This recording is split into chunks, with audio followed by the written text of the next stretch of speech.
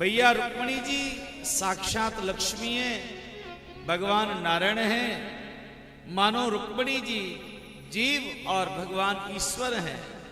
संसार को ये संदेश दिया है भगवान सुखदेव जी ने कि लक्ष्मी जी ने किस प्रकार से परमात्मा को प्राप्त किया। श्रुत्वा गुणान भुवन सुंदर शृण्वतामते। रुक्मिणी जी ने कहा प्रभु आपके गुणों को सुनकर के मैंने आपका वर्ण किया है। हमको भी भगवान से प्रेम कब होता है? जब भगवान के गुणानवाद का, भगवान की कथाओं का, भगवान की महिमा का जब हम श्रवण करते हैं ना, तो सुनते सुनते भगवान के प्रति प्रेम हो जाता है।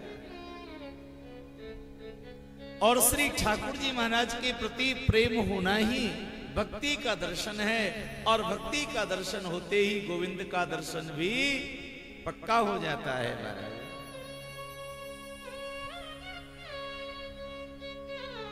देवी रुक्मिणी जी ने प्रभु का वर्ण कर लिया, भगवान को प्राप्त कर लिया। भगवान ने रुक्मिणी जी का पाणी ग्रहण कर लिया है। अरे हमारा भी पाणी ग्रहण भगवान कर ले, हमारा भी हाथ भगवान थाम ले। पकड़ लो हाथ बनवारी, नहीं तो डूब जाएंगे। हमारा कुछ न बिगड़ेगा, तुम्हारी लाज जाएगी। जब जीव परमात्मा के चरणों में आश्रित होकर के निवेदन करता है प्रभु आपको मेरा हाथ थामना ही पड़ेगा,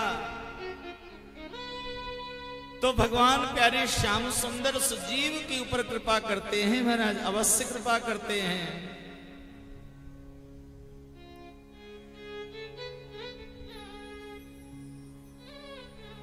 लेकिन एक बार जीव भगवान से कहे तो सही महाराज, वो कह ही नहीं पाता है। उसको लगता है कि मैं स्वयं अपनी रक्षा मैं स्वयं कर सकता हूं महाराज। धरी है पाप की गठरी, हमारे शीश पे भारी।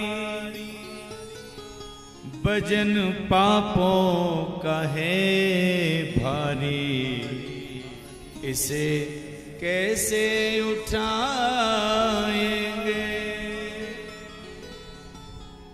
भगवान से जीव प्रार्थना करता है कि प्रभु मेरे जीवन में कोई पुण्य कार्य नहीं हुआ, पाप जाने अनजाने बहुत हो गए हैं। आप ही कृपा करोगे, आप मेरा हाथ थामोगे तो ही मेरा कल्याण हो सकता है। इस प्रकार से महाराज भगवान से मैं निवेदन करना चाहिए, तुम्हारे ही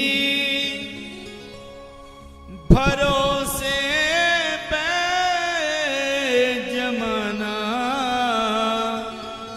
छोड़ बैठे हैं। जमाने की तरफ देखो, इसे कैसे निभाएंगे। पकड़ लो हाथ बनवारी, नहीं तो डूब जाएंगे। देवी रुक्मिणी जी ने भगवान से निवेदन किया, भगवान ने उनका पाणी ग्रहण किया। हम भी प्रभु से प्रार्थना करें तो भगवान हमारे ऊपर भी अनुग्रह करते हैं।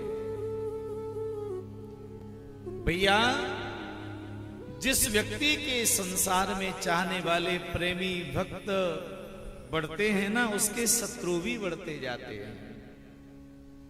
मेरे गोविंद के मित्र बहुत हैं, भक्त बहुत हैं, प्रेमी बहुत हैं, चाहने वाले बहुत हैं।